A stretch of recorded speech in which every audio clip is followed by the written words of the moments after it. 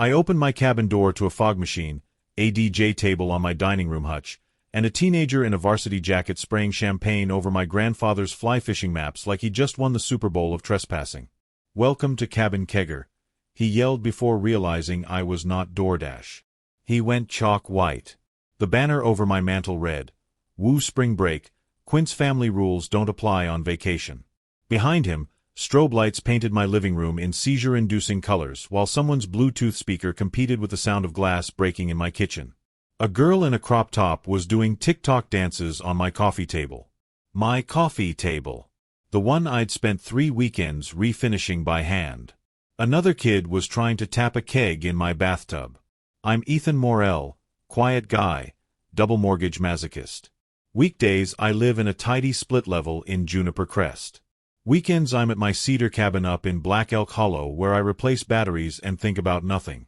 I keep to myself, grill salmon, listen to rain. No neighbors for 2 miles. No drama. Just woodpeckers and the occasional confused deer. The HOA Karen in Juniper Crest is Marla Quince, helmet bob, pearly smile with the emotional temperature of a tax audit. She once cited me for excessively introspective porch sitting. Apparently, sitting quietly with coffee was suspicious behavior that made the neighborhood uncomfortable. We've traded paperwork like enemies in a very boring war. I have a filing cabinet dedicated solely to her correspondence. It's alphabetized. She has photos of my property organized by alleged violation date. We're both sick people, but at least I admit it. Marla warmed up with fines for unsightly mailbox posture. My mailbox leaned 3 degrees. 3. She hired someone to measure it with a protractor. When that didn't break me, she upgraded to surveillance. Measuring my grass with a seamstress tape, accidentally testing my door handle at odd hours, and photographing my recycling bin for compliance research. She once left a passive-aggressive note about my hedge trimming that was longer than most marriage vows. She spread a rumor I ran a clandestine Airbnb for loners, because God forbid someone enjoy a book in silence. Letters multiplied like rabbits. I laminated my permits out of spite and hung them in my front window like battle flags. Then came a week of unusual quiet. No emails. No drone hovering over my backyard. No midnight knocks to inform me my porch light was half a lumen too bright. I should have been suspicious. Marla doesn't do quiet.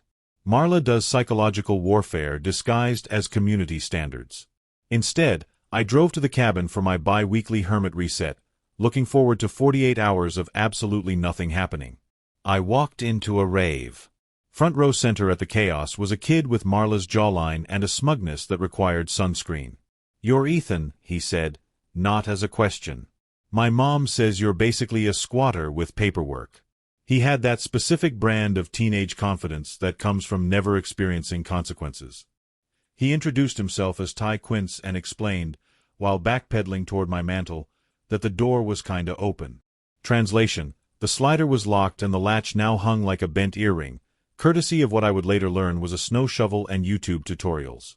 He'd invited just a few friends which multiplied into 35 adolescents, 3 fog machines, 2 inflatable flamingos, and a microbrewery's worth of cans. Someone had set up beer pong on my heirloom trunk, the one my grandmother brought over from Copenhagen. Red Solo cups arranged like a desecration. My kitchen was a crime scene of empty pizza boxes and what appeared to be an attempt at making nachos that had resulted in cheese welded to my stovetop. The bathroom looked like a fraternity had declared war on indoor plumbing. Someone had written we were here in shaving cream on my bedroom mirror. When I called 911, Ty dialed his mom. That should have been my first clue about how this family operated. Who calls their mother during a breaking and entering? Marla arrived in 6 minutes flat, which meant she'd been close. Maybe even waiting. She power-walked into my home as if my cabin were a committee she could chair, wearing yoga pants and a fleece with Juniper Crest Community Manager embroidered on it like a superhero cape. She announced to the responding deputy that I'd lent them the place and was having a tantrum because I wasn't invited. Her voice had that kindergarten teacher quality she used when she wanted to make you feel small. Then she told the officer I was an escalating male and should be removed for community safety. She actually used the phrase history of aggressive correspondence while gesturing at me like I was an exhibit. The deputy, a woman named Officer Chen who looked like she'd seen every flavor of nonsense, raised one eyebrow. That's when Marla made her worst move. She tried to hand the deputy a Juniper Crest incident citation as if counties accept HOA coupons. Officer Chen held it between two fingers like it might be contaminated. Here's what Marla didn't know. The HOA's management company, Ponderosa Community Partners, had just hired me as interim regional director after their last guy retired to raise alpacas. The job posting had landed in my inbox 3 months ago. The pay was insulting, but the irony was priceless. I'd interviewed on Zoom, signed contracts, completed training, and started the following Monday. Marla's day job? Community manager for 3 associations under Ponderosa, including our very own Juniper Crest.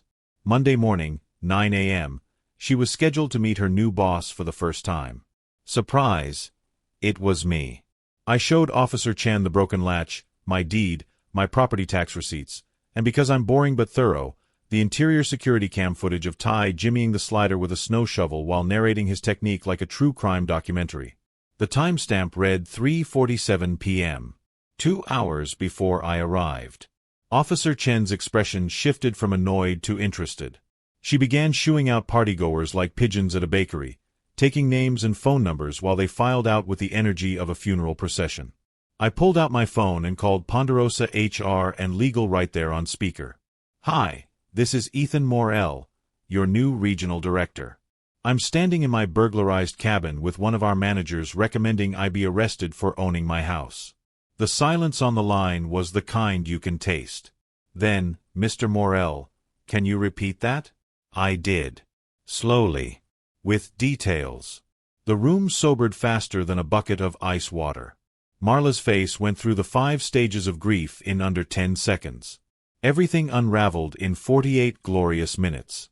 Officer Chen cited Ty for underage possession, criminal trespass, and property damage. His friends hauled trash out like penitents, stuffing garbage bags while Marla stood frozen in my kitchen.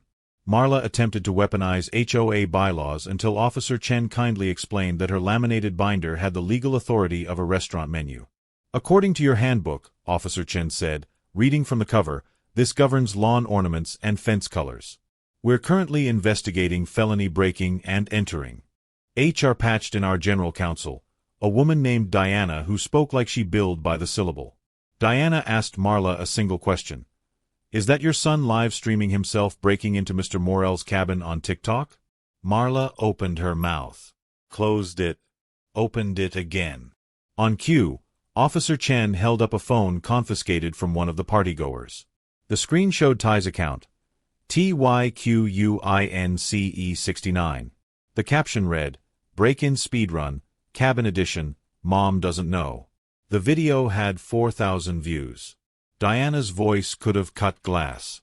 "Mrs. Quince, you're on immediate administrative leave pending termination. We'll be conducting a full investigation. You'll receive formal notice by email within the hour. Do not contact Mr. Morrell. Do not access any Ponderosa systems. Do not return to any property you manage." Am I clear? Marla tried to argue. Diana disconnected. The HOA board president, a retired engineer named Gordon who I'd only met twice, arrived and whispered to me, "We didn't know she had a son."